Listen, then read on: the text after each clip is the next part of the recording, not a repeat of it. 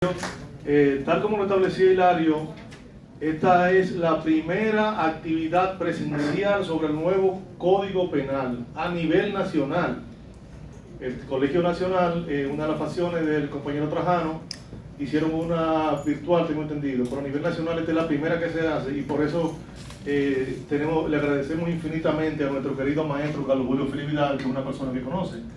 Pero de manera formal queremos, en nombre de la Universidad Autónoma de Santo Domingo, su director Manuel Antonio Cruz Fernández, la coordinación de extensión dirigida por Samuel Porfirio López, el Colegio de Abogados Seccional Barahona y de su directiva, la cual encabezamos acá, y unos colaboradores que hay aquí, personas que aunque no son de la directiva, son parte esencial, que sin ellos no funciona.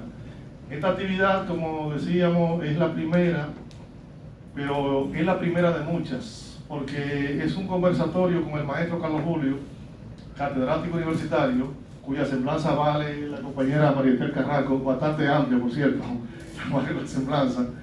Queremos pedirle que la aprovechen, que lo aprovechen a él. Él ha sido condescendiente y va a permitir la pregunta con orden, claro, ¿verdad? Mientras él va ejerciendo, va exponiendo, para que sea más dinámico. Tenemos aquí abogados en ejercicio, tenemos defensores públicos, tenemos jueces, tenemos estudiantes de la UAS, tenemos estudiantes de Eucateva, que usan mucho, y todos van a aprovecharlo. Les digo nuevamente, esta es la primera, porque luego de esto vendrá un diplomado. Entonces estén pendientes, compartan, participen y aprovechémoslo. Muchas gracias. Bien, señores, que presidente, el aplauso bien fuerte. Yo le decía al doctor Noé, bueno, no había problema con que nosotros pudiésemos leer la semblanza del doctor Carlos Julio, pero hablar del doctor Carlos Julio Félix Vidal aquí en esta ciudad de Barahona, y no tan solo en la ciudad de Barahona, yo creo que en la República Dominicana, donde ha hecho un trabajo excelente como profesor y como abogado. Pero vamos a llamar a la doctora Mari Carrasco, quien es parte de la directiva de esta seccional, para que ellas entonces tenga la responsabilidad de dar a conocer de manera oficial la semblanza del doctor Carlos Julio Félix Vidal. Gracias, Hilario. Un placer para mí estar aquí, sobre todo que me concedieran el honor de leer la semblanza de nuestro querido maestro Carlos Julio Félix Vidal. A continuación, nombre: Carlos Julio Félix Vidal, dominicano, profesión de base abogado, es doctor en Derecho, concentración en Derecho Constitucional, formación de cuarto nivel, formación de posgrado 9, cursos doctorados presenciales en Educación, Universidad de Murcia, especialidades en Derecho Procesal Penal, Universidad Interamericana en Sistemas Políticos y Derechos del Ciudadano, UAS. Máster oficial en Derecho Constitucional, Universidad Castilla de la Mancha, Campo Albacete. Máster en Derecho Constitucional y Derechos Fundamentales, doble titulación pontificia, Universidad Católica Madre y Maestra. Posgrado en Garantías Constitucionales en Derecho Penal y Derecho Procesal Penal en Campo de Toledo. Curso de posgrado en Psicología aplicada a contextos sociales y jurídicos, Universidad de Coruña. Graduado de maestro en textos bíblicos, Instituto Bíblico Iglesia de Dios. Cursos de posgrado en Derecho Civil, UAS. Curso de posgrado en Derecho Penal, UAS. Curso de posgrado en Metodología de la Investigación, Universidad Miguel de Cervantes. Doctorado en Derecho Constitucional, Universidad Castilla de la Mancha. Actualmente realiza tesis doctoral en estudio legal en una universidad de Estados Unidos. Diplomado en Derecho de Consumidor, Universidad Católica Tecnológica de Barahona, Ucateba. Experiencias docentes. Profesor por concurso de oposición, Universidad Autónoma de Santo Domingo, desde 1994. Profesor en Universidad Central del Este, Universidad Federico Enríquez y Carvajal. Profesor de especialidad en Sistema Político y Derecho del Ciudadano, Facultad de Ciencias Jurídicas y Políticas, UAP. Pasado profesor de Hermenéutica en Instituto Bíblico Misión Boar, Iglesia de Dios. Instructor de abogados en nuevas legislaciones, códigos, con el auspicio de la Fundación Adenauer, Fundación Institucionalidad y Justicia, FINJUS, y Centro de Enseñanza y Asistencia Jurídica, CIAJURI. Facilitador del Colegio Dominicano de Abogados en materia procesal penal, constitucional y civil.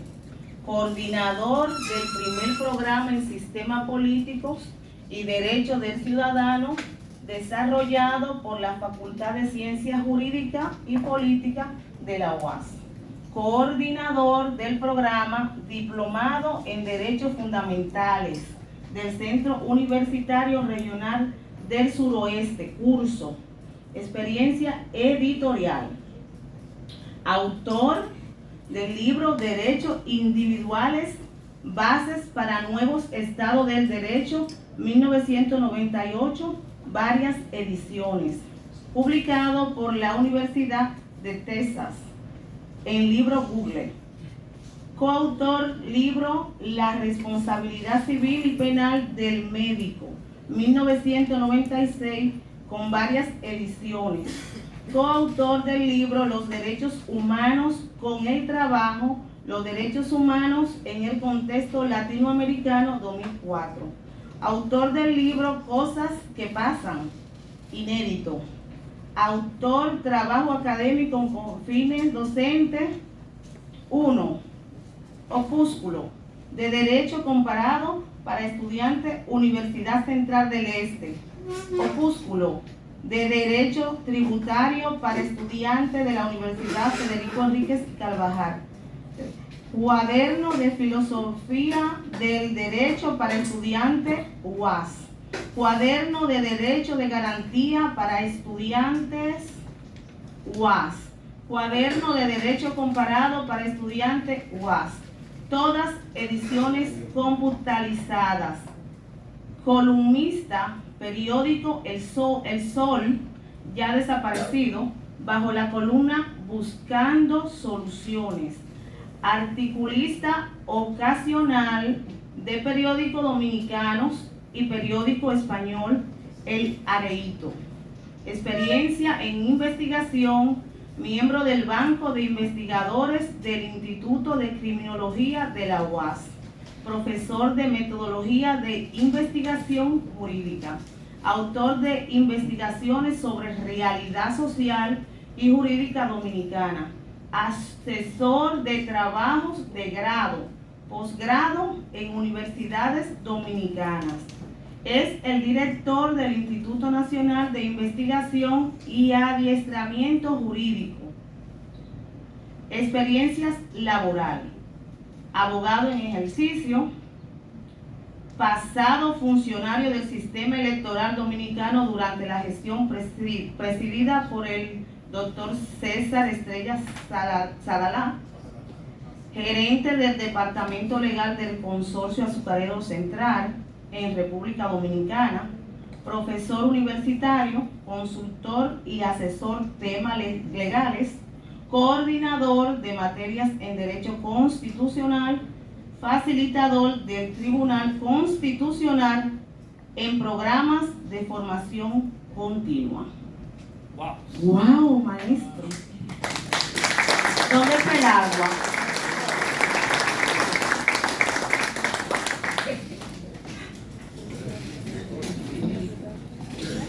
Hay algo que se quedó ahí también, que yo lo voy a decir ahora. Es el coordinador en el programa Acción de la Tarde de Empresas Radiofónicas. Se quedó eso. Tiene que ponérselo a la semblanza, profesor. Bien, señoras y señores, vamos a recibir con ese gran aplauso a nuestro expositor en este conversatorio, el doctor Carlos Julio Félix Vidal. Lo recibimos con ese gran aplauso.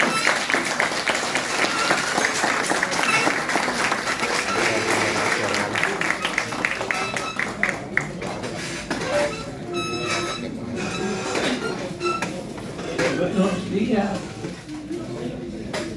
Primero agradecer a Dios la oportunidad de poder compartir con ustedes después que se hace una realidad del Código Penal, al presidente del Colegio de Abogados Seccional de Barahona, licenciado Noel Boquete, por la invitación, a la Universidad Autónoma de Santo Domingo por el espacio que nos concede, a tanta gente bonita, incluyendo mi amiga que oró ahorita, la magistrada Validerme, a la que leyó el semblante, la joven María Esther, y el maestro de ceremonia, Hilario Soler, una gente de una larga carrera en comunicación.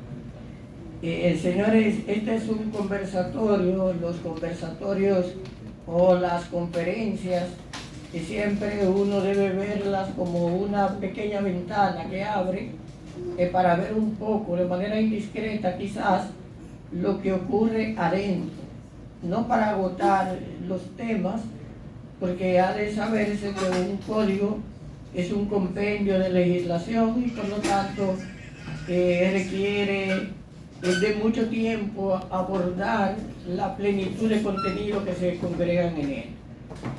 Pero pues tenemos un código, a mi modo de ver, un código de luces y de sombras.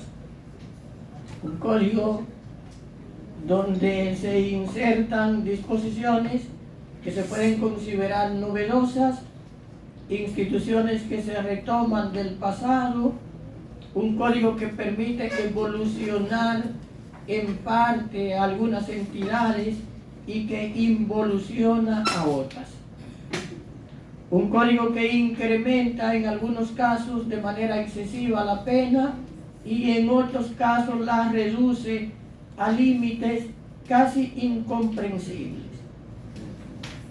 Es decir, no solamente tenemos un código que nos permitirá acumular penas hasta 60 años cuando se producen cúmulos de infracciones, sino que es un código que va a permitir tener una pena de 1 año cuando hay falsedad de documentos privados.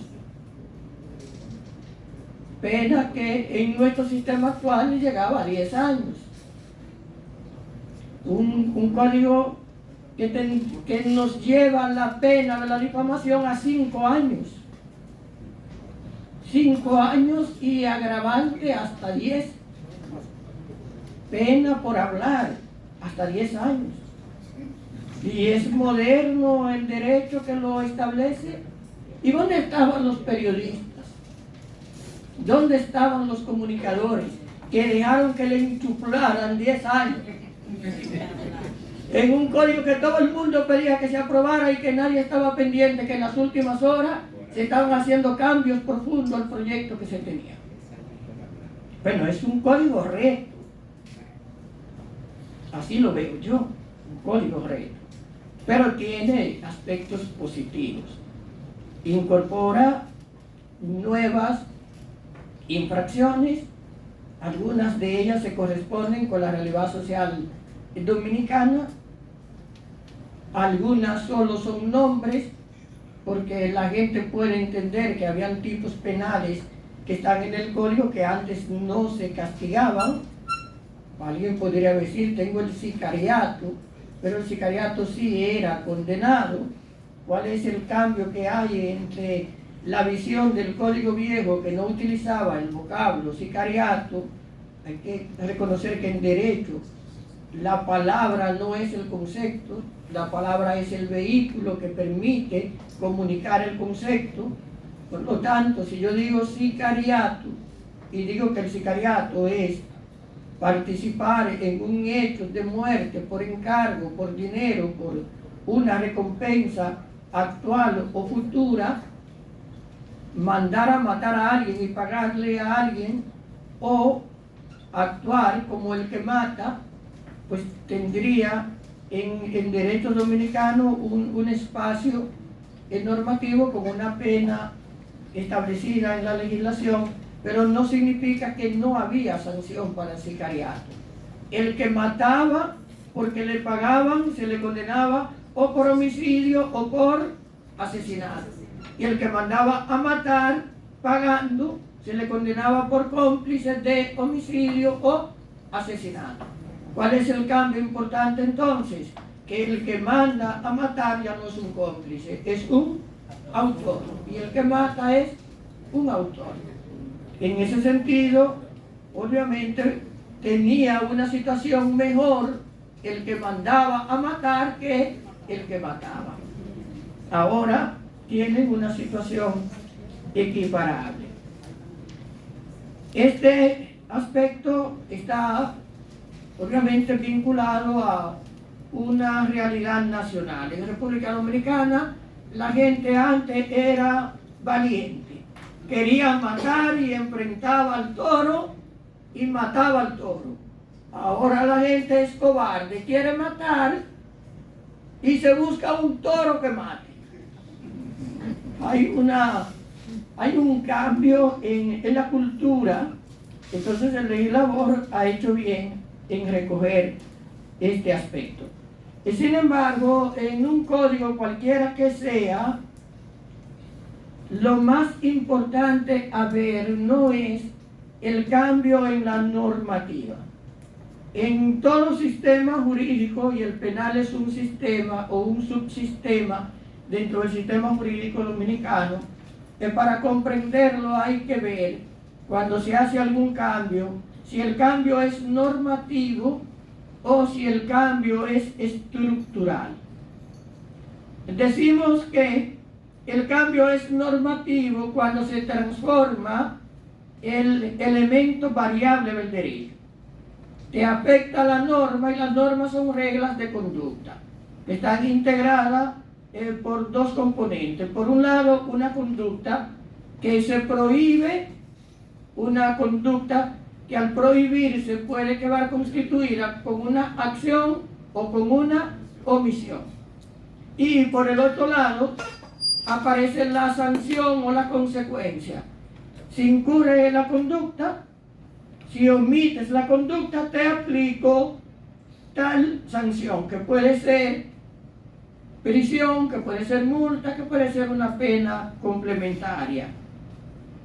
Esta parte no es tan relevante. Si yo ahora me pregunto, no he leído el código, pero conozco derecho penal, el código me lo cambiaron y yo no lo he leído.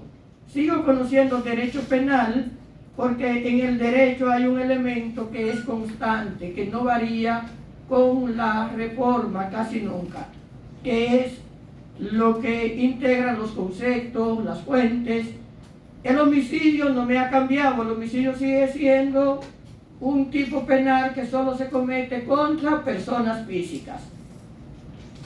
Por lo tanto, aunque yo no sepa qué pena tiene el homicidio, aunque el homicidio en el Código Viejo era de 3 a 20, y yo no sé a cuánto lo subió el legislador o lo bajó, yo sigo sabiendo homicidio, porque no me ha cambiado el concepto, sino la pena aplicable al concepto. En muchos planos el derecho sigue siendo igual. Y sin embargo, este código hace algunos cambios estructurales, y esos cambios son a los que hay que prestarle atención, porque este código en algún plano lo que hace es que me utiliza sinonimia. Sería lo primero que yo tendría que ver. ¿Qué sinónimo me está utilizando el código que son equiparables a los que conocí ya en mis cursos anteriores de derecho penal material o de derecho penal formal? Digamos, en la clasificación de las infracciones. El legislador las clasifica en infracciones atendiendo a la gravedad personal, la gravedad social, el daño que produce el hecho. Y me dice que hay unas infracciones que son muy graves, faltas muy graves o infracciones muy graves, otras que son graves y otras que son leves. El legislador me está incorporando al derecho penal material unas categorías que de hace algún tiempo viene usando en el llamado derecho administrativo sancionador. El legislador no prefiere hablar de crimen como nosotros hablábamos antes, y digamos entonces que una infracción muy grave es un crimen. Una infracción grave será un delito y una infracción leve será una contravención. Ha vestido el policía de caqui cuando nosotros lo teníamos vestido de otro color. El mismo agente pero con otro uniforme. En ese plano es conceptual, no hay muchos problemas. Ahora sí, la sanción que aplica para diferenciarme el crimen del delito no siempre es congruente con lo que conocíamos. Porque antes el crimen se le aplicaba pena aflictiva o infamante. Ahora al crimen se le aplica prisión mayor, se le aplica multa y penas complementarias. A las infracciones graves se le aplica una prisión menor.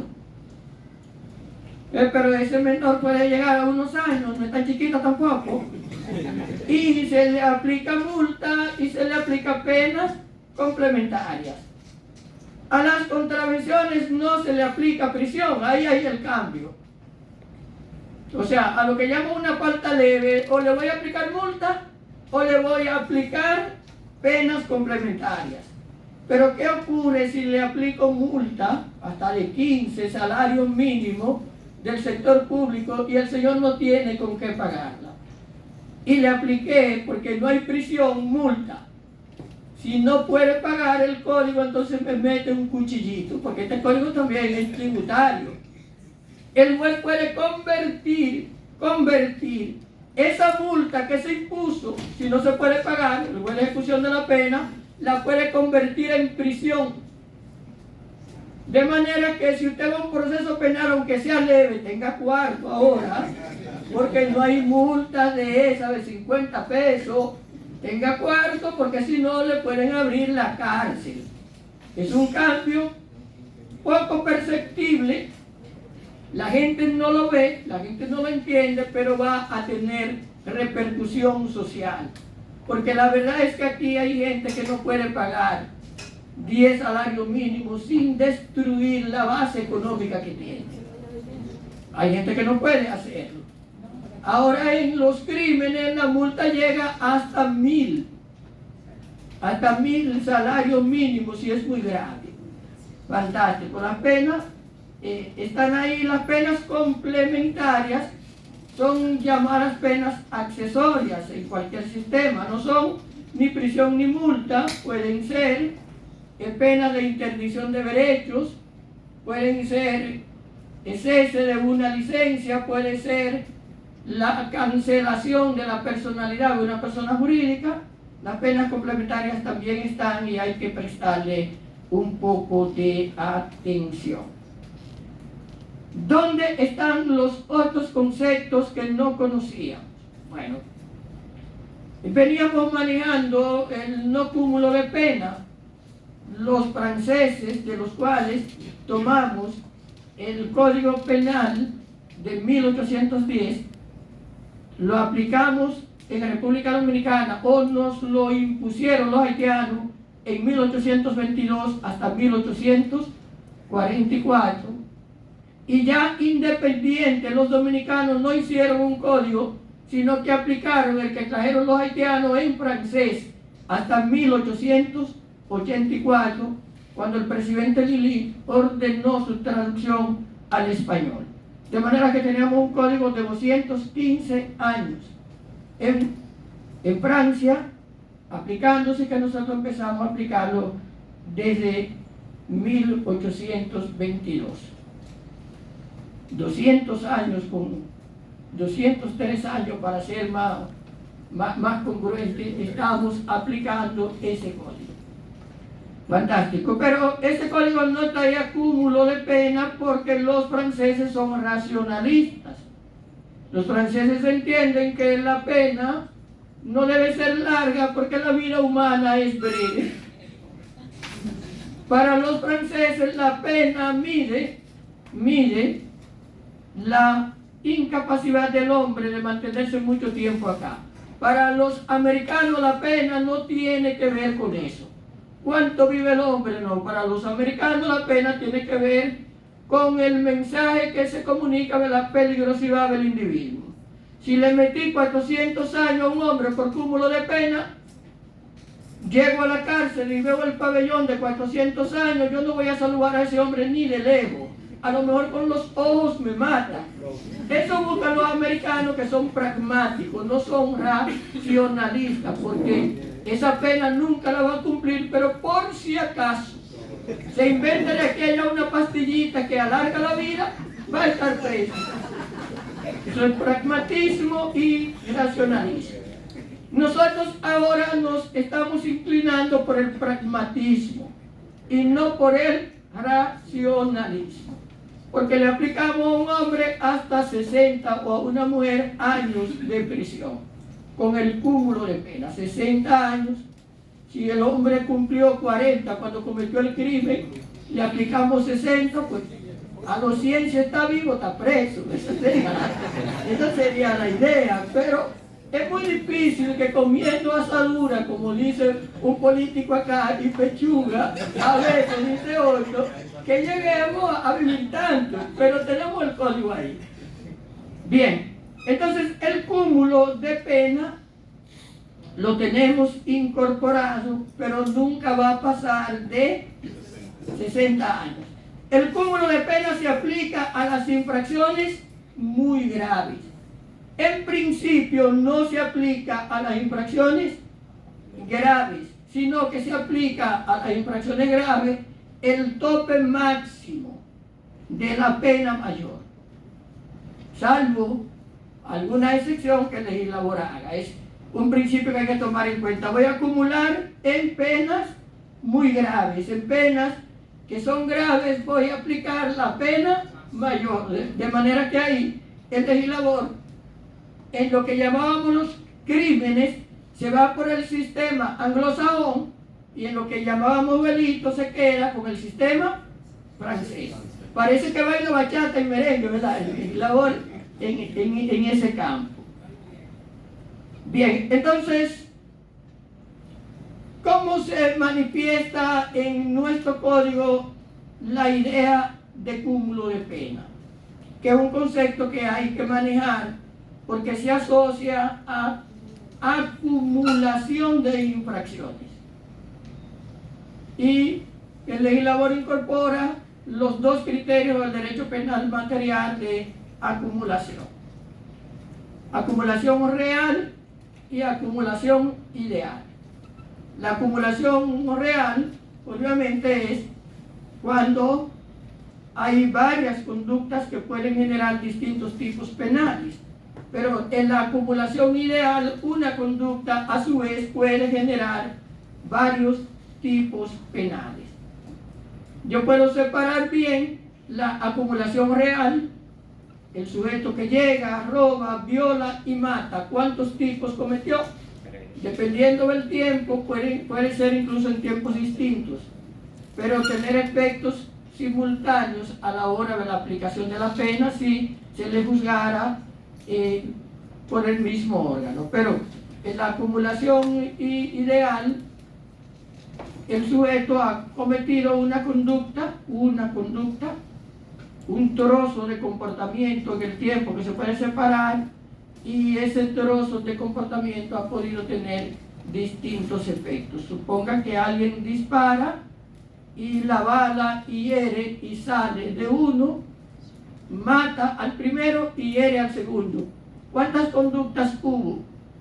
Una conducta, pero hubo dos víctimas, hubo dos efectos. Por lo tanto, le persigo por homicidio de uno y por la incapacidad o las heridas del otro.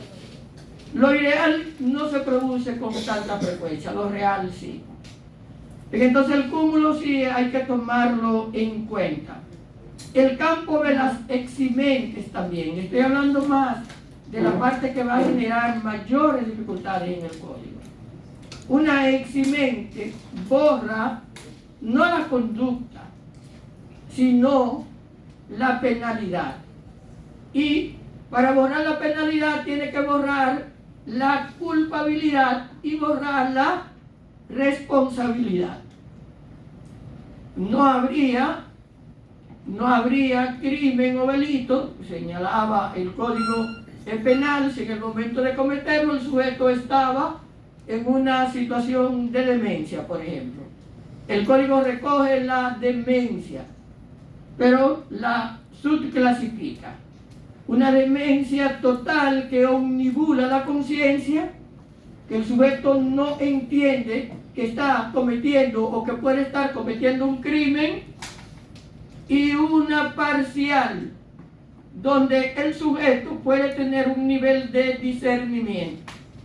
En la parcial, si el sujeto se provoca la conducta que le omnibula la conciencia, se le considera consciente, se le castiga aun cuando el juez pudiera aplicar atenuante. Es decir, si el hombre se dio un jugo de Brugal porque quería estar borracho y no sentir plenamente el cuchillo cuando hería al otro, ese humo de Brugal le disminuyó la capacidad de comprensión, pero como él se dio el humo para eso, el legislador lo trata de manera diferente. La eximente de la legítima defensa, ahí ha hecho el legislador cambios. El legislador ha colocado en legítima defensa unos alcances que nosotros no conocíamos.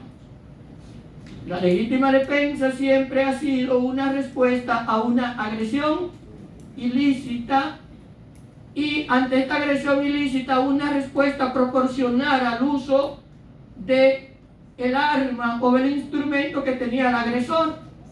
Si a alguien le dan una bofetada y responde con una pistola y mata, ahí no hay legítima defensa, porque la pescozada no tenía la capacidad de matarlo, pero tirar con la pistola era desproporcional. Ahora, el código ha incorporado unas cositas ahí que siempre he dicho cuando estaba el proyecto que van a generar algún problema. Se presume legítima defensa si a quien tú matas lo matas en una casa habitada.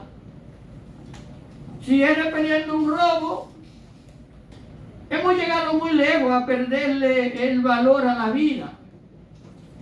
Aquí hay gente que la vamos a encontrar pegando cuernos, no fue a matar a nadie, fue a darse un gusto con una mujer ajena o con un hombre ajeno. Y si lo mataron ahí, hay legítima defensa, porque lo mataron en la casa de los. Bueno, tendríamos que ver si este derecho se corresponde con lo que somos. Si se corresponde con lo que somos. República Dominicana derogó el adulterio como tipo penal en 1997. ¿Por qué? Porque los dominicanos por esencia son adúlteros y no iban a haber cárceles. Si ese delito funcionaba bien, no iban a haber cárceles. Ahora yo le doy a una sociedad de adúlteros, a un hombre armado, la potestad de matar a otro y invocar legítima defensa. Y si lo mata afuera y lo lleva a la casa, pues estamos poniendo pólvora en una sociedad que se está alocando como la dominicana. Se está alocando la sociedad, pero eso está ahí. En ese plano de los delitos de sangre, yo pienso que la innovación mayor tal vez esté en el feminicidio conexo. El feminicidio conexo, porque el feminicidio es matar a una mujer por su condición de mujer. No tiene que ser la mujer pareja. Que sea pareja ahora es una agravante. O que haya sido pareja es una agravante. Pero si mato a alguien porque no la soporto porque sea mujer, es feminicidio, aunque no haya tenido nada con ella, según el lenguaje del código. Pero si llego a una casa, quiero matar a una mujer y a la que mato es a otra que estaba ahí, a una prima de ella o a la mamá, también se considera feminicidio y por lo tanto la penalidad es mayor. Eso en el campo de los conceptos. Ahora, en las agravantes hay un cambio. El legislador ha colocado muchas agravantes, demasiado agravantes, están sueltas en el código. Pero hay dos conductas que siempre serán agravantes, independientemente del crimen, si esas conductas se producen. ¿Qué son? El portar arma y la asociación de malhechores. Con respecto a la asociación de malhechores, el legislador ha hecho cambios, ha dedicado más de un artículo, uno en la parte general y otra de manera específica, en la parte especial. Hoy puede haber asociación de malhechores si el delito o el crimen se comete y el sujeto se incorpora en su comisión concomitantemente. Antes, asociación de malhechores implicaba un acuerdo previo. ¿Y cómo el legislador agarró este salto? Usted llega a un pleito donde el hermano suyo está peleando con otro. Ustedes no son hermanos. Y usted participa porque ve que el hermano suyo está perdiendo y le van de aguazo al otro y terminan matándolo. Ahí habría, si interpretamos teóricamente esta disposición, la posibilidad de una asociación de malhechores, porque no hacía falta el concierto previo, sino la incorporación al tipo penal. Ese es un cambio conceptual que hay que tomarlo en cuenta a la hora de ver el tema de la asociación de malhechores, que por cierto también el legislador dio el paso que la jurisprudencia ya había sentado la Cámara Penal de la Suprema Corte de Justicia de ver en la asociación de malhechores un tipo autónomo o independiente. De acuerdo con la normativa que teníamos, la interpretación que se venía haciendo era que para tú condenar a alguien por asociación de malhechores, tú tenías que condenarlo por la comisión de otro crimen, porque hicieron un concierto para cometer crímenes y delitos, entonces debía haber otro crimen y otro delito. La Suprema Corte Dominicana decidió hace mucho que puede haber una verdadera asociación de malhechores, aunque tú no le pruebes el otro crimen y el otro delito. Y el legislador en este código acogió ese criterio y habla de la asociación autónoma de malhechores. Un tema muy difícil de probar. Muy difícil de probar. ¿Cómo yo digo que son delincuentes que van a cometer delitos si no sé cuál es el delito que van a cometer? Es un problema para los jueces, para los defensores, que se integren a la defensa de imputados cuando se les acuse por tipo de esta naturaleza. Van entendiéndome hasta acá porque que esto iba a ser participativo y nadie ha participado. ¿Usted? Y viendo también dentro de los delitos que trae la ley 7425, nosotros vemos también los motoristas calibrando también. Eso es un crimen. Sí. Ahí el código incorporó un artículo que yo le he llamado el artículo Yexet. Sí, exacto. Incorporó el artículo Yexet. Si alguien tiene un edificio igualito a lo que pasó en el Yexet y se muere una gente porque descuidó la estructura, hasta 5 años. Si son de 2 a 5, de 5 a 10 años. Si son más de 5, 10 años. Diablo, tiene un edificio, a ingeniero, o tengo uno a mano, porque en cualquier momento se puede caer y dependiendo del número de muertos será el número de años que te ponga. Pero el legislador le pone más pena a los muchachos que van en un motor que al que tiene en el piso y se cae. El legislador tiene que tomar en cuenta qué juventud que hay ahí. Entonces, el preterintencional, que el legislador lo ha incorporado, hasta ahora nosotros teníamos preterintencional en doctrina en República Dominicana. El preterintencional o el homicidio preterintencional es cuando el sujeto agrede, por ejemplo, a otro, pero su propósito no es matarlo, pero la muerte se produce. Estos son preterintencional, nadie quiere matar, pero está corriendo, su propia vida está en riesgo. Entonces tú ponerle penas tan altas significa que tú quieres lucrar con la pena, y con la pena no se lucra. Se lucra es con el cambio de la base cultural. Eso es lo que hay que trabajar, pero sí, como usted dice, hay penas ahí que son excesivas. Es como el bullying cibernético. Yo castigo al maestro que me le hace bullying al alumno en la escuela hasta con 1 año. Pero si alguien hace bullying por la red, le meto hasta 5. Y yo me pregunto, ¿y dónde que se hace el bullying? ¿Es personal o es la red? Y van a haber cárceles para eso. Va a haber cárcel para esa gente que saca, que le figura, que saca una imagen de alguien que es menos gordito y le echa una libra con inteligencia artificial. Va a haber el ciberbullying está tratado como si no entendiéramos que la sociedad dominicana se soltó un poco de las cadenas de la dictadura, que la vecindad ya no se hace yendo a la casa del vecino, sino teniendo el celular en la mano, que los contactos son de este tipo, y todo eso está penalizado, pero de manera excesiva. Es una coartación a la libertad de expresión y de comunicación.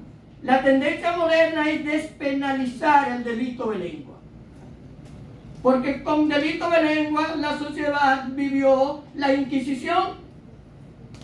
Yo no podía pensar, ni creer, ni expresar una opinión contraria a lo que la Iglesia Católica creía, porque me mandaban a la hoguera, me mataban. Y hoy esta sociedad es igual. La gente toma un mensaje que otro escribió un disparate y se le adhiere y empieza a escribir otro disparate, y ese disparate ya es un delito. Si usted ofendió, difamación de muchos años, ciberdelincuencia, ciberbullying, que es distinto a ciberdelincuencia, es una subespecie de ciberdelincuencia, pero tiene, a lo que usted decía, tiene sanciones muy altas. Yo no es que comparta esas conductas, yo no las comparto, pero el legislador tiene que ser razonable. Y en ese caso, hasta la lesión tiene penas altas, tiene más altas que el artículo de Excel, como le dije. Otro caso también, el cual el legislador definió, es el caso de las 3 causales, dejando alguna suelta para hacer una ley, como es el caso de España, y recogiendo la que definitivamente están establecidas dentro del código. Bien, las 3 causales, el legislador lo que hizo no es causal, no es causal. Vamos a ver si podemos entenderlo bien, ¿no? O sea, aunque nosotros hemos llamado 3 causales al tema, en lo técnico es eximente. El legislador ha incorporado una eximente y utiliza el vocablo correcto, utiliza el vocablo eximente para el aborto que practica el personal de salud cuando hay riesgo para la vida de la madre o hay riesgo para la vida del embrión o el feto. Pero él condiciona a que hayan hecho todo lo posible para que el aborto no se produzca y a que se pueda establecer que eso se hizo de manera técnica y científica. ¿Qué van a hacer los médicos con eso? Es y no es. ¿Cómo se determina que tiene riesgo la vida de la madre? ¿Cuál es el estudio previo hay que hacer? ¿Cómo se determina que tiene riesgo la vida del embrión o del feto? ¿Cuál es el estudio previo hay que hacer? El legislador ahí lo ha complicado, porque eso debe ser posterior. La decisión el médico tiene que tomarla ahí. O yo voy a mandar, si fuera médico, y la mujer se va a morir, a hacer analítica para ver, que me digan que no se va a morir, o que sí, que si no lo hago se muere. ¿Y para qué yo soy médico? Para tomar la decisión oportuna. Ahora, si después se determina que yo no seguí la ciencia, que se me persiga, como la difamación, que no te puedo censurar antes de que hable, es después que habla. Entonces al médico se le abrió una ventana y se le cerró también. Siguen teniendo la misma situación. Me recuerdo que aquí, en este escenario, don Antonio Méndez dio una conferencia sobre la responsabilidad penal y civil de los médicos, y donde hubo cientos de médicos y abogados, y la mayor preocupación de los médicos era esa. A veces dejan que se muera la mujer, pero se murió con el muchacho adentro, y se murió con el muchacho adentro, no hubo aborto. Para que haya aborto, el muchacho hay que sacarlo. Entonces el médico quiere cárcel para él y vida para la mujer. Tenemos que darle a los médicos un espacio mayor para que tomen decisión de acuerdo con la ciencia. Es el tema ahí. Pero las demás eximentes son hipócritas. Una sociedad que se hace 80.000 abortos al año, que venden las pastillitas en la farmacia, y que no hay ningún caso de aborto abierto, paró el código supuestamente porque no podía abordar el tema de las causales. Es que es un tema más dogmático que científico. Lo que pasa es que los políticos dominicanos el voto que buscan, no. Usted primero y después el joven acá. Escúcheme, que él levantó la... Yo quería preguntar de qué manera se van a convertir las multas, las contravenciones que ustedes decían, en prisión. ¿Cómo se calcularía eso? ¿Se sería en salario mínimo? ¿O cuánto va a costar un día de prisión? Convertir, fíjese. Terminar la otra idea. Sí. Y la otra es... No, pero quédeseme con esa, que yo creo que es más práctico contestarle esa, que ya es convertir multa en prisión. Es seguir el Código Procesal Penal. El juez de ejecución de la pena, porque eso no lo puede disponer el juez de juicio, el sujeto que tiene la multa, no puede pagar la multa. No estoy hablando de insolvencia acá, porque la insolvencia es otro. Hay otro procedimiento para declararlo insolvente. El juez valora que el sujeto no quiere pagar la multa, el juez entiende que el sujeto sí puede pagar la multa, y entonces el juez convierte cada salario en un día de prisión, por ejemplo, no pudiendo pasar de 6 meses. Ese es el mínimo. Ese es un tema parecido al apremio corporal establecido en el Código de Procedimiento Civil, más o menos. De manera que hay abogados que van a picar también ahí con eso, y van a picar porque... Y la orden sería que, como esto tiene un periodo de vacancia para ajustarle el código, si usted estaría en disposición de presentar una propuesta formal para llevarla al Congreso para ver si pueden corregir parte de esa falla que tiene el código, porque hay tiempo para corregir. Bueno, ese código se aprobó con prisa, y yo no dudo que antes de su entrada en vigencia se produzca lo que los propios legisladores llamaron una revisión técnica con un cambio legislativo. Tiene lagunas, tiene algunas fallas y tiene excesos. Pero también hay ya acciones de inconstitucionalidad en el Tribunal Constitucional. Ustedes recuerdan que la ley 550 fue declarada inconstitucional. En este caso fue por cuestiones de forma. Ahora se pueden sacar algunos artículos del código o ver que no son razonables, pero el legislador tenía que salir de eso. Salió, y si lo pueden modificar en las vacaciones legales, debo explicar esto, ¿no? República Dominicana no tenía la costumbre de modificar una ley en vacación legal. La primera vez que conozco que se hizo en la República Dominicana, tal vez Adolfo recuerda eso porque él empezó a ejercer la defensa pública, creo, para ese tiempo. Se aprobó una ley de implementación del Código Procesal Penal. El código no había entrado en vigencia, se aprueba en el 2002, se va a aplicar en el 2004, pero se descubre que hay algunos problemas como expedientes que podrían durar más tiempo. Entonces se aprobó una ley de implementación y se aprobó otra ley de liquidación de expedientes. Dos leyes que obraron modificación al Código Procesal Penal antes de que entrara en vigencia. Y sentencia que declare inconstitucional una ley antes de entrar en vigencia se produjo por el Tribunal Constitucional con la ley 550. No era ley y el Constitucional lo declaró inconstitucional sin ser ley. Porque una ley no es ley si no ha entrado en vigencia. Y nuestro sistema es inconstitucionalidad a posteriori, no a priori. En este caso se hizo a priori. Que por eso tenemos el tema de 15 años después volvemos y aprobamos. El Constitucional debió esperar que entrara en vigencia. Declarar ese código inconstitucional y dar un año para que se corrigiera lo que estaba mal. Y tuviéramos 10 años con código. Pero el derecho no lo hace uno cuando lo piensa. ¿Me entiende?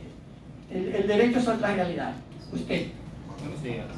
Me gustaría saber si hay alguna novedad en este código con relación a los homicidios que se producen por accidente de tráfico, es decir, cuando una persona está embriagada o ha consumido alcohol, que no es lo mismo cuando no está bajo los efectos del alcohol o cualquier estupefaciente. Sí, hay dos figuras que pueden incidir en esta consecuencia. La primera es la incorporación de las llamadas carreras ilícitas, ¿no? Que fue lo que él dijo, te me va a incidir, pero para un grupo específico.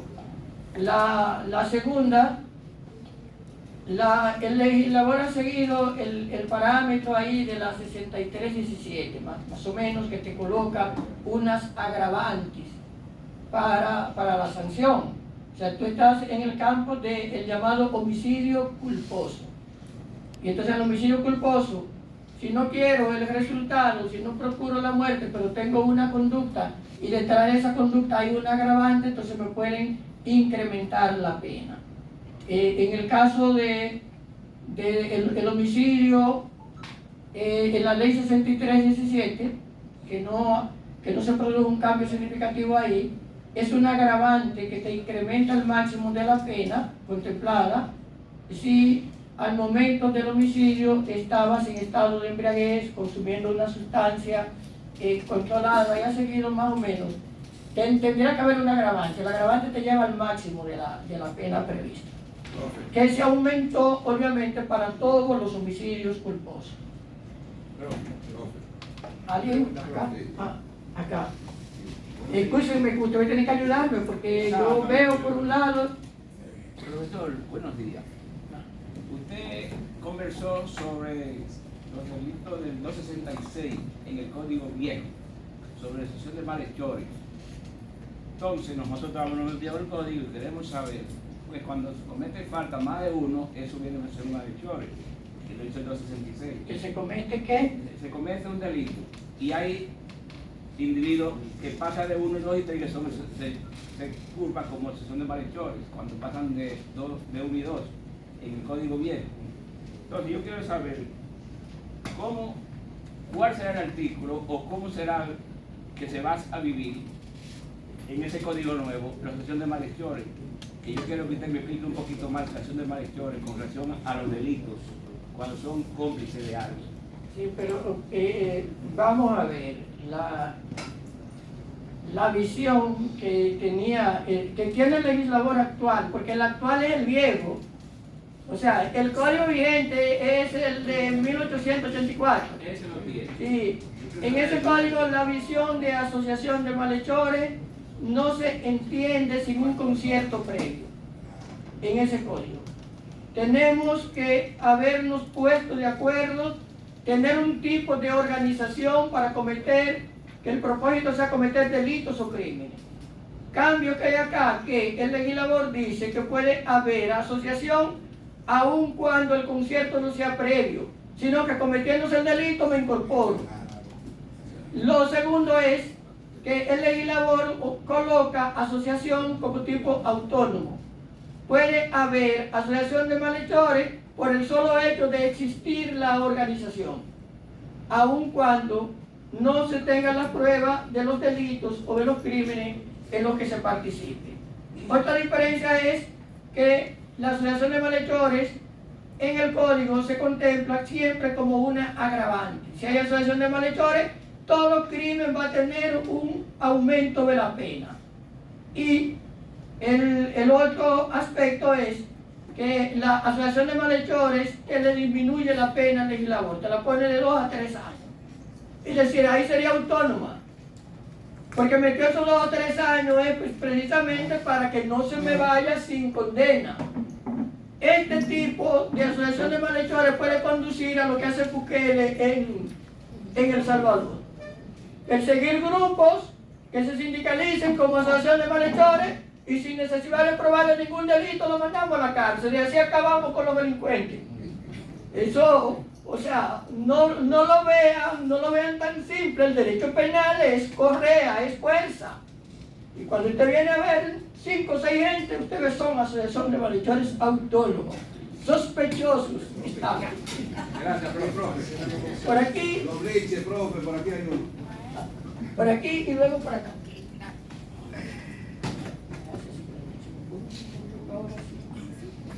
Diga. Ariel Pérez, maestro.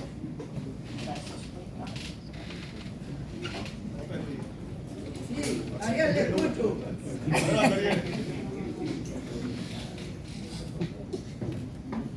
Nosotros vemos la normativa como un principio de avance, de modernidad si se quiere. Sin embargo, nosotros percibimos ese nuevo código penal 74-25 con mucha laguna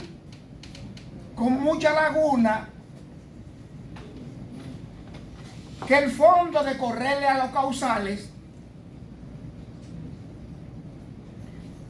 porque es una papa caliente que nadie se quiso emborujar con ella, nadie.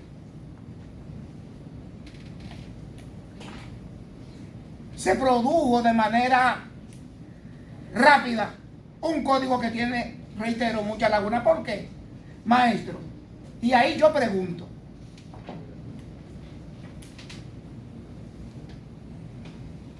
vemos pocos juristas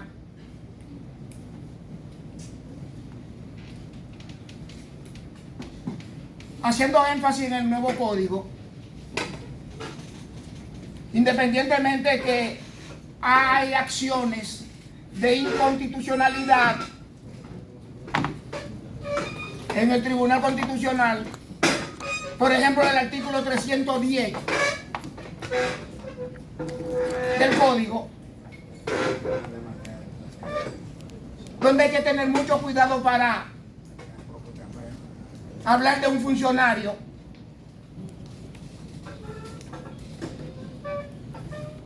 En síntesis, maestro, mi pregunta es, luego de ese preámbulo,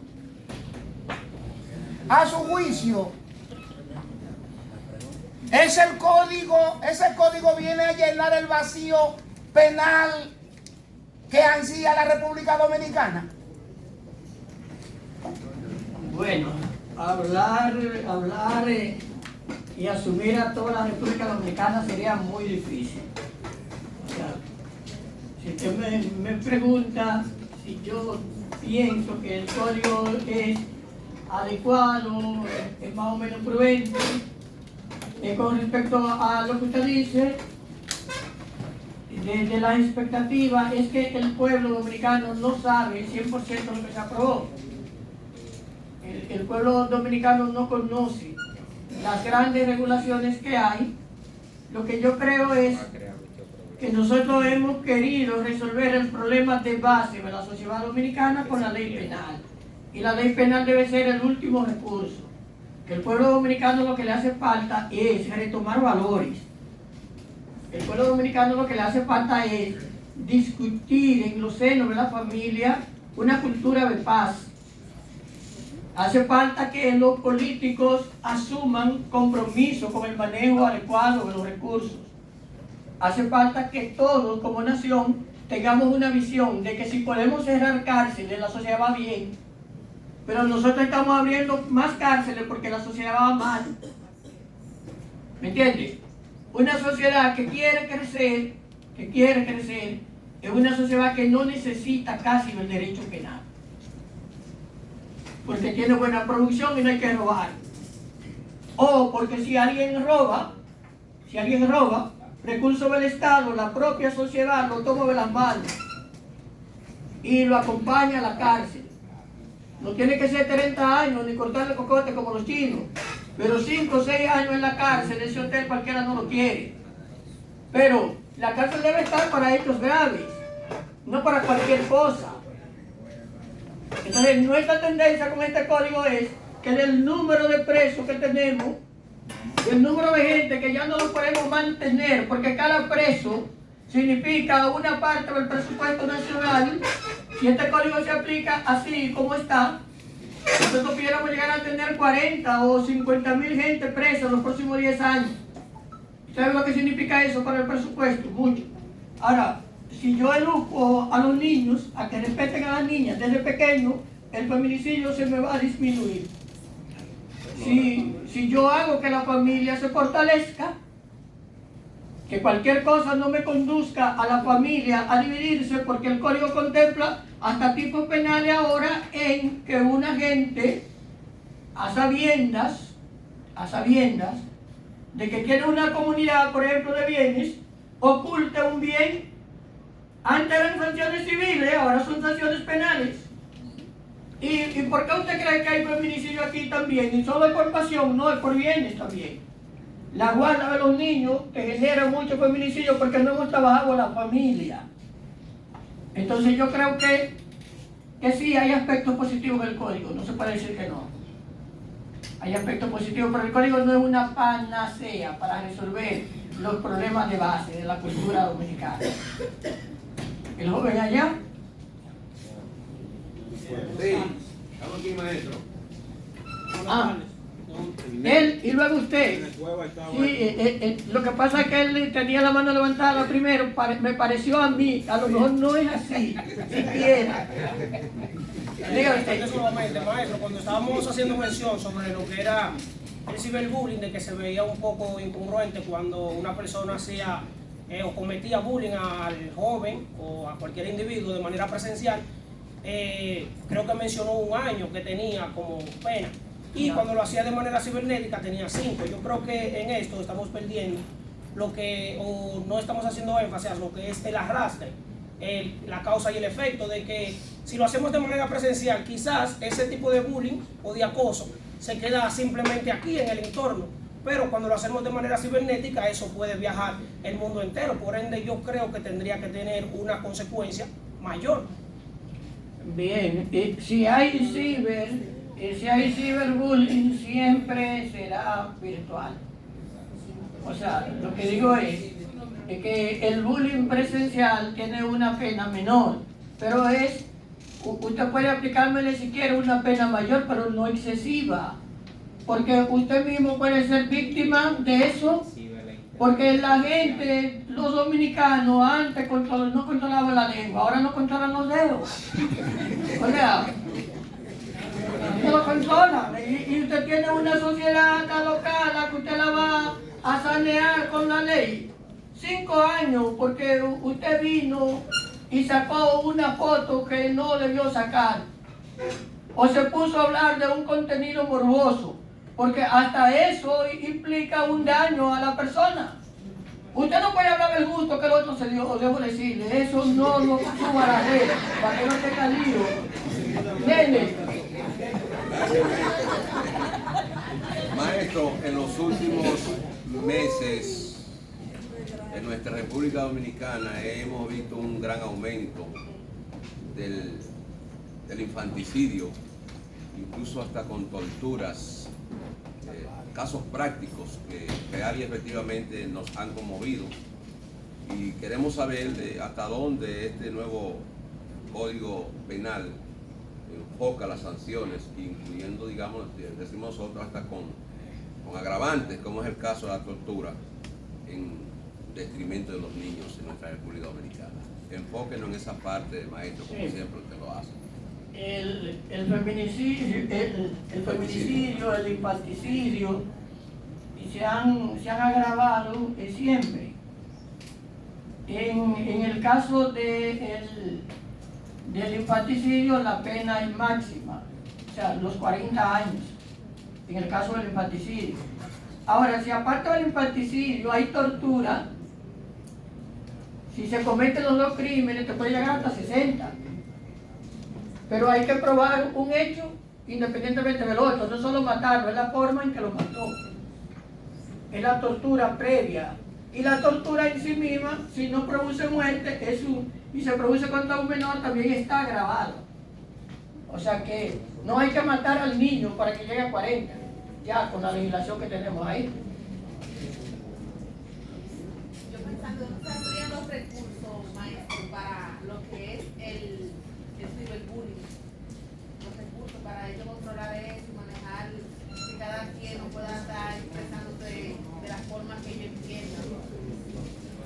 Bien, los delitos cibernéticos o delitos electrónicos, digitales, nosotros tenemos unos sistemas de pruebas que se vienen aplicando. En el derecho penal hay incluso un principio de libertad de pruebas. Hay gente que te puede hacer una captura y un juez con 2 testigos que afirme que la leyó, te puede asumir si el otro borró. Pero si el otro borró, tú puedes, a través de la Procuraduría, y si los fiscales son diligentes, obtener rápido una información del origen, porque hay cosas que tú borras y hay cosas que no se borran nunca, que quedan en el sistema. Entonces se le pide al proveedor del servicio que te dé la información y ya. Pero imagínate que tú tomes, alguien publica algo tuyo y tú coges y lo guardas. Tú lo guardas y él lo borra, pero tú lo guardas. Eso puede constituir una prueba. Ahora, recursos, si es para meter a tanta gente presa por ese tipo de delitos, el Estado no los tiene. El Estado no tiene cuartos ni para pagar cosas que son esenciales hoy, porque estamos pagando demasiado cuarto por el servicio de la deuda y tenemos un 25% casi de los pesos del país en educación tradicional, o sea, educación preuniversitaria. Sí.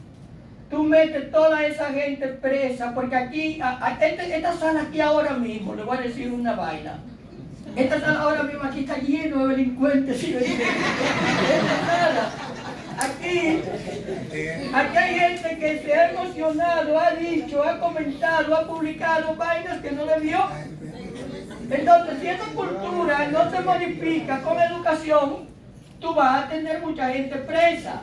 Recuerden que aquí inventamos con la ley de difamación electrónica, que la declaramos de acción pública, y por el solo hecho de tú decir algo por Facebook, tú tienes más consecuencias que por decirlo en la televisión.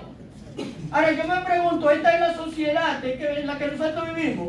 Lo que dice el gobierno yo lo entiendo, esa la red, el mundo entero lo lee, pero el mundo entero no me conoce a mí que nací en Camboya. ¿Tú me entiendes? El mundo entero no le importa esa vainita, eso no.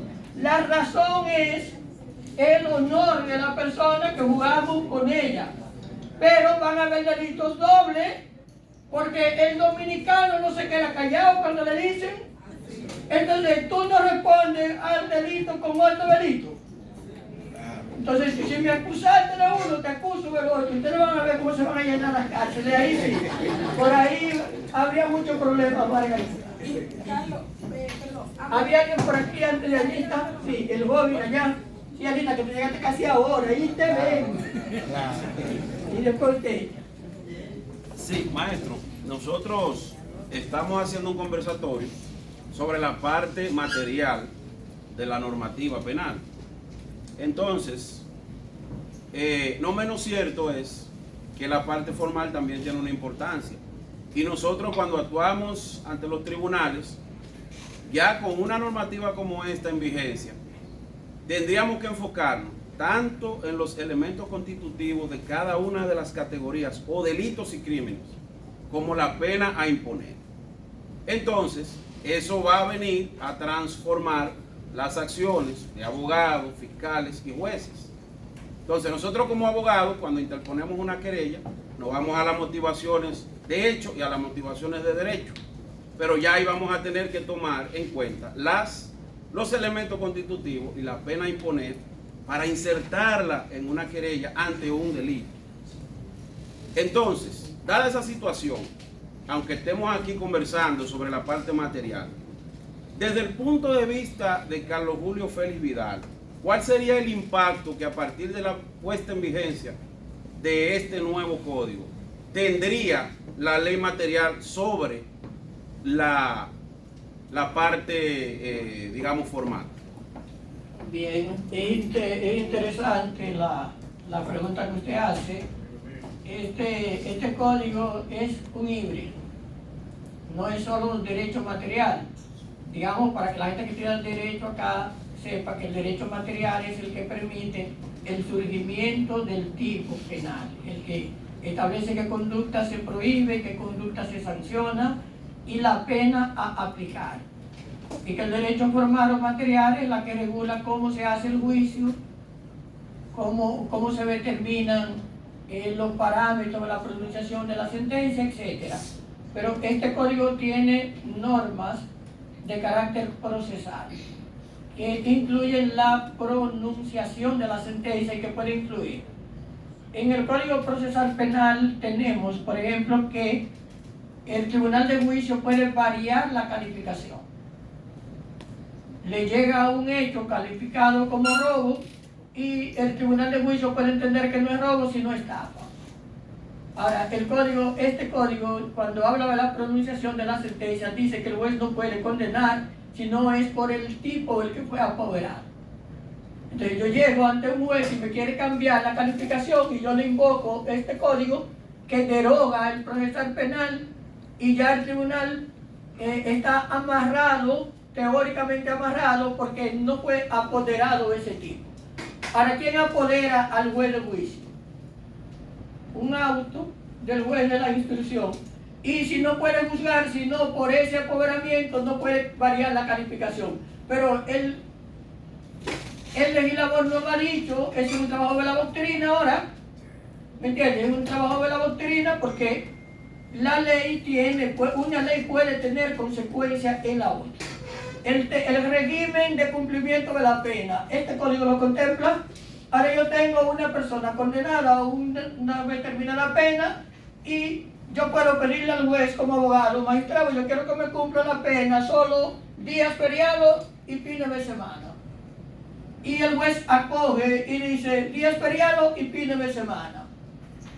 Cada vez que venga una virgen y cumpla años, él está en la cárcel. Y cada vez que llega sábado y domingo está en la cárcel, pero los días ordinarios está trabajando y alimentando a la familia. Esto lo contempla este código, eso es proceso, ¿no? Eso es proceso. Obviamente que usted dirá, ¿y cuántos días para cumplir la pena? El código dice que no puede exceder la pena establecida calendaria. ¿Qué significa? Que el tipo no va a cumplir. Todo esto hay que verlo porque la sociedad no lo conoce. El tipo no va a cumplir los 5 años. Porque los días de semana no va a estar preso. Pero cuando lleguen los 5 años calendarios ya no puede estar preso más. ¿Me están entendiendo?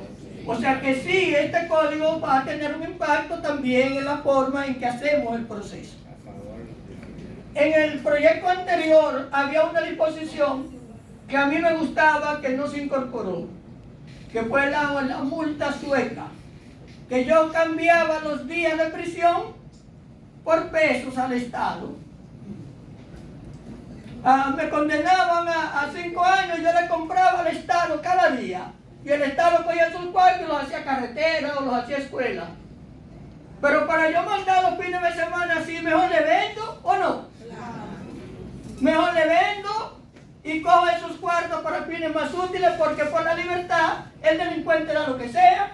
Ahora yo al delincuente le digo, no, espérate tú, algunos de noche sí y de día no. ¿Y de dónde viene esta práctica? Bueno, yo no lo quiero decir porque es un problema, pero aquí hay gente que está presa, que está condenado y se le ve por ahí en algunos restaurantes lejos comiendo y en algún resort haciendo cositas. ¿Y quién diablo determina que se vayan? ¿Es el juez? No, no es el juez. Hay unos poderes prácticos que influyen en eso. Ahora el legislador le va a ese poder al juez. ¿Me están entendiendo? Así que muy interesante su pregunta, pero sí va a tener impacto. Usted, y yo no sé qué hora es ya, porque... La única pregunta, quiero manifestar que me siento orgulloso a través del tiempo que vengo conociendo. Muy encantado y me siento muy a gusto. Usted es mi amigo, para la pregunta, usted es mi amigo. La pregunta mía descansa en la pregunta de Nene Cueva, mi colega aquí, que se refirió al infanticidio. Hay un caso ahora mismo en los tribunales de la República, que respecto a un menor que el papá lo apuntaleó como 70 veces con pulsones, heridas punzantes. Y la familia del infante está pidiendo que liberen a la persona. Pero claro, se pudo comprobar que la persona es culpable.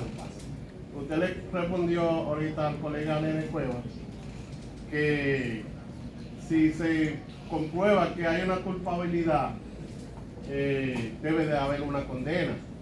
O sea, es de carácter obligatorio el juez condenar, porque cuando el juez tiene la responsabilidad de ejecutar una pena, o sea, una condena, con carácter de obligatoriedad, porque cuando deja de hacerla, entonces la puede repercutir contra el mismo juez, porque en el Código Penal, en el artículo 413, que es priorato, el juez puede, o sea, ser castigado por no condenar. Sí, pero entiendo, pero una cosa es que el juez condene, y condenar implicaría que comprobó el hecho, que entendió que no había eximentes de responsabilidad penal y que aplicó o dispuso, pronunció una pena. Pero ese mismo tribunal que dice, le condeno a 10 años, este código le permite reducir la pena y eximirla también. Él puede decirle al sujeto, te condené a 5, pero te vas para tu casa. No solo lo otro que dije, eso también está en el código. Por eso yo digo que hay que ver, porque hay márgenes ahí, hay márgenes. A veces se producen desgracias por disposiciones de ese tipo también.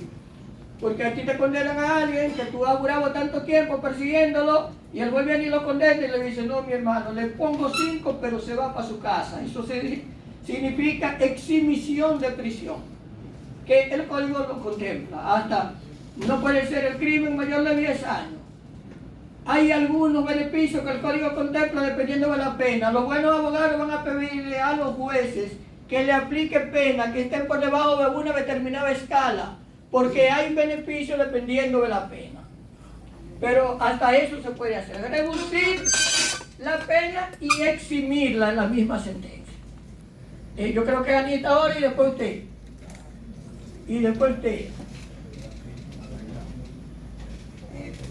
yo no tengo una pregunta, sino una consideración, dado que hemos hablado así como a lo largo de los años.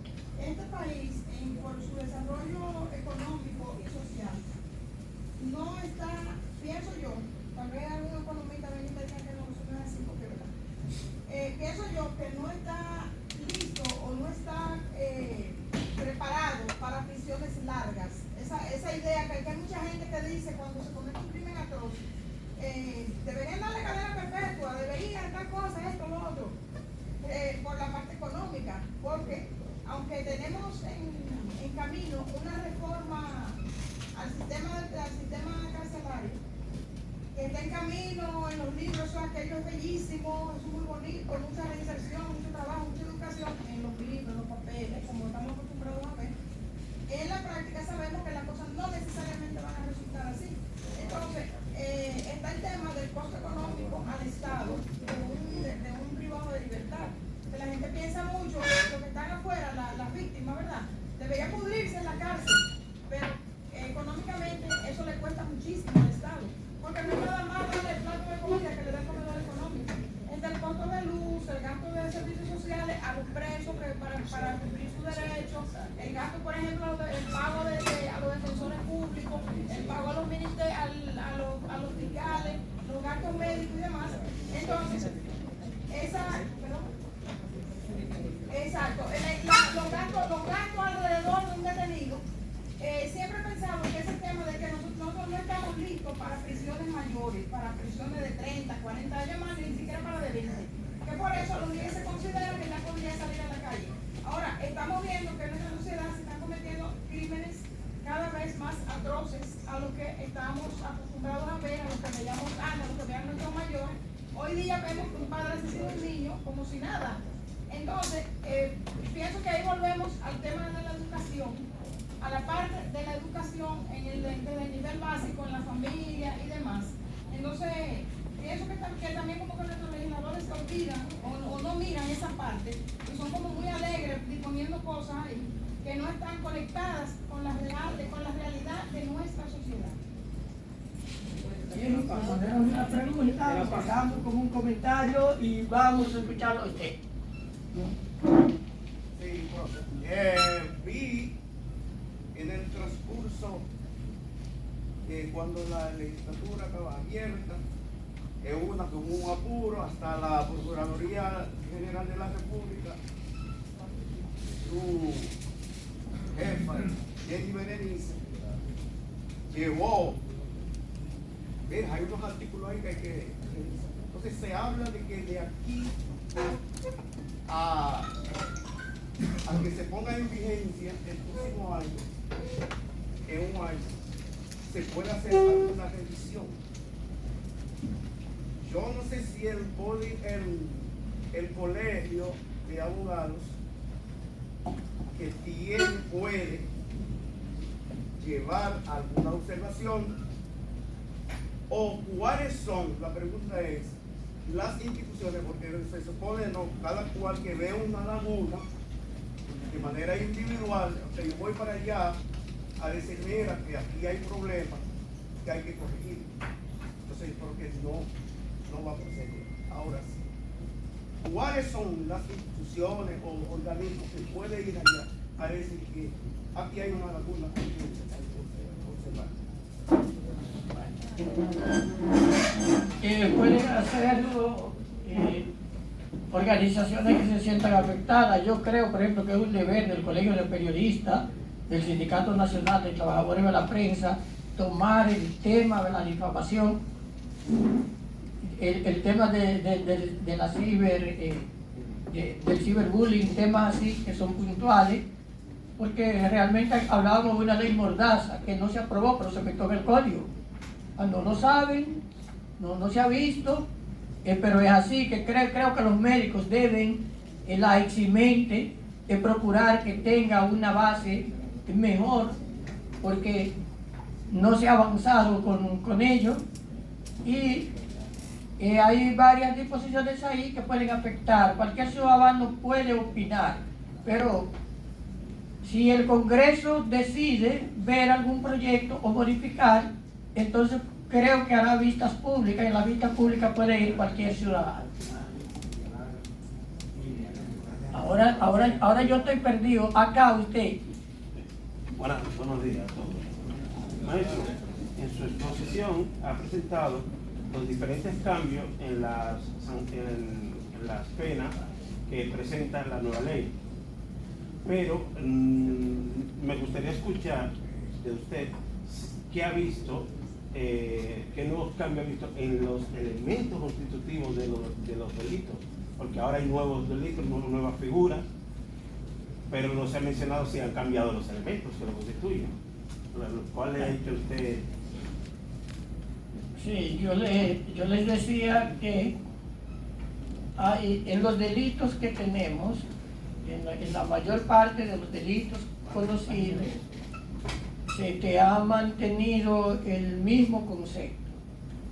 Lo que se te ha cambiado es la parte de la pena, el quantum de la pena, la escala de la pena.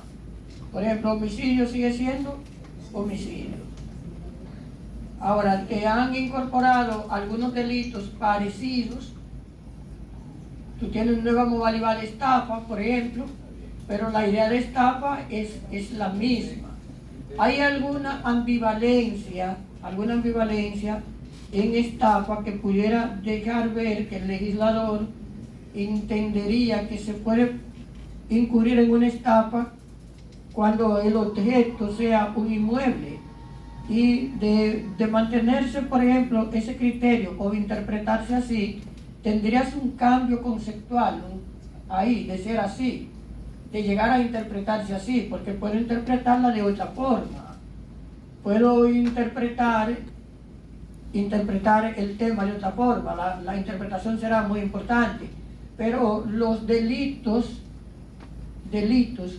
con objetos mobiliarios que tenemos, delitos, el robo siempre recae sobre un mueble. Nadie se puede robar una casa o un apartamento porque no puede moverlo. Nadie se puede robar incurrir en una estafa según el código que tenemos ahora, si la estafa no implica entrega de bienes o valores, y yo no puedo entregar bienes o valores si no es de manera, si no es mueble. Pero pasa un problema ahí, que es una cuestión ya de derecho civil. Y si la estafa es para que me entregue un título y el título recae sobre un inmueble, yo puedo entregar el título, pero el código me dice que si vendo un inmueble, yo entrego el inmueble cuando entrego el título. Entonces, si la maniobra es para despojarme del título, ¿sería estafa?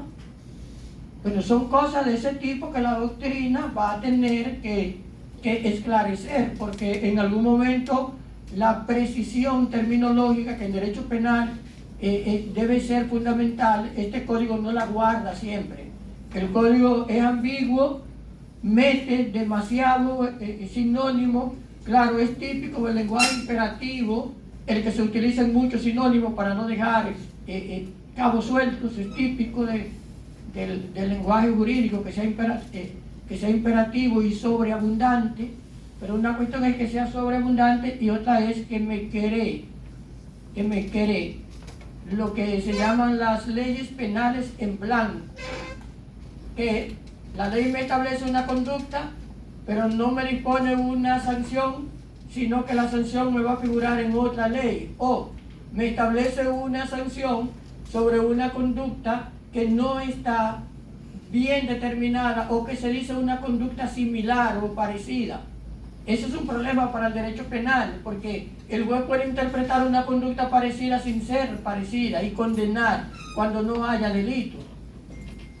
Por eso el derecho penal es muy expreso en el campo de los conceptos. No es lo mismo matar un perro, que el legislador incorpora la ley del 2012 de tenencia y cuidado de animales al código, en cierta forma avala, pero no es lo mismo matar un perro, aunque sea con una pistola, y que me tomen el delito, no sé si me van a entender esto, el legislador ha dicho que todo delito en el que se use un arma, el arma se convierte en un agravante. Todo delito en el que, pero un arma no es una pistola según el código, es cualquier objeto que pueda amenazar, es cualquier objeto que pueda herir, de manera que cualquier cosa puede ser un arma, hasta un caldero. Y si usted coge un arma y mata al perro, porque casi nadie mata al perro con las manos, usted cometió el delito de matar al perro y le deben aplicar la agravante del uso del arma.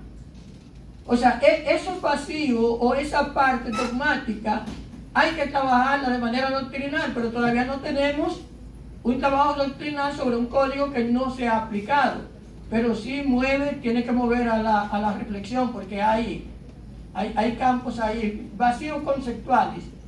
No laguna, como ustedes dicen, en parte, porque este código parece que quiso llenar todas las lagunas. El problema no está en que hay lagunas, sino en que hay demasiado campos normativos. ¿Usted? Y luego usted. Yo tengo una pregunta relacionada con lo que es el comportamiento de funcionarios públicos, en el caso de arresto ilegal, incautación ilegal de bienes, allanamiento ilegal y revisión de vehículos sin causa que la justifique. ¿Qué nos trae este nuevo código en relación a esas medidas? El código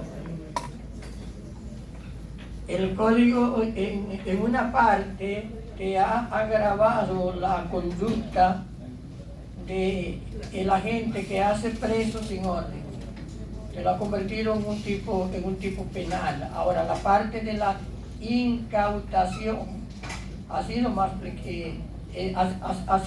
flexible.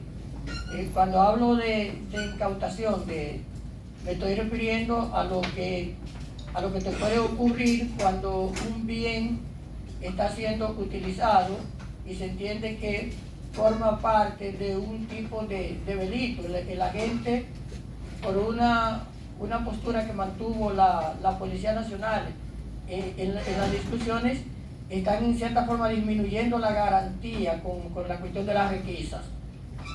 O sea, no se trabajó ahí en la manera en la que se entendía que era la más congruente, pero sí se te han creado delitos de encerramiento, que yo creo que son los más importantes: restricción de la libertad y desaparición de personas.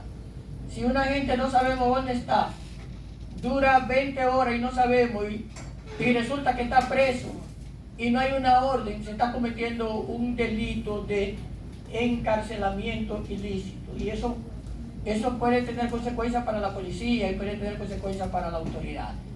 Pero en la otra parte no tenemos una innovación significativa, sigue siendo más procesal que material. Me refiero a la parte de los registros que hace la policía y que te levanta un acta, o el registro que te hace la policía acompañada de un ministerio público. No tiene hacia donde usted quizás quiso que se colocara. Se parece todavía a lo que tenemos. Señores, sabemos que hay mucho interés, ¿verdad? Es un código nuevo, tenemos un año entero para... Pero déjame, el señor tiene media hora, oírlo a él de último. Un comentario nada más. Por favor, no abusemos del maestro, ¿verdad? Vamos a preparar otros espacios como este, vamos a estudiar el código y entonces estaremos en condiciones de que sea más interactivo, ¿verdad? No abusemos de hoy, por favor. Hay más chances, tenemos un año entero para esto. Maestro, sobre el infanticidio, he escuchado y esta mañana sobre el infanticidio y que usted acaba de expresar que no hay que matar al niño para recibir un castigo de 40 años. Mi pregunta es, en el caso de los papás que culturalmente damos pena, si la madre se querella por el maltrato y las penas reiteradas que le proporcionamos al niño o al infante, si esos llegan a un tribunal, a un juicio de fondo, porque la madre quiere que llegue ahí, ¿puede el papá ser castigado con esa pena mayor de 40 años, aún no matándolo? Bien. Podría ser. Podría ser, si usted ha golpeado tanto al niño, si lo ha sometido a tortura, si tuvo la intención de matarlo y lo persiguen por tentativa de infanticidio y le agregan tortura hasta más. O sea, lo que le digo es que no hay que matarlo. Ustedes saben que en el derecho penal la tentativa del crimen se castiga como el crimen mismo, y si hay agravantes la tentativa también. Y yo creía que usted iba a preguntar sobre los hombres y que están con la mujer, que la mujer no quiere. Señores, nada, darle las gracias por haberme oído, por haberme soportado, y hasta otra ocasión. El presidente del colegio sabe que en cualquier evento que requiera de uno estamos disponibles. Así que muchas gracias. Gracias.